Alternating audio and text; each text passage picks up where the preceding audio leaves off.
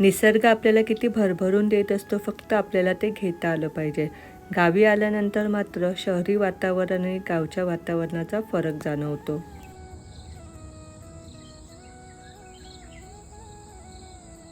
पक्ष्यांचे किती छान किलबिलाट ऐकू येते. हे असं वातावरण असेल तर वेगळं मेडिटेशन घेण्याची गरजच नाही.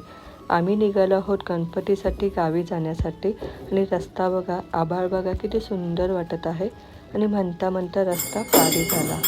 त्यानंतर मात्र शैलेशने, योक्षितने आणि घरातल्या साऱ्या जणांनी मिळून गणपती बाप्पाची आरती केली. त्यानंतर गणपती बाप्पाला बाबांनी नैवेद्य दाखवला आणि मग पानं वाढायला घेतली.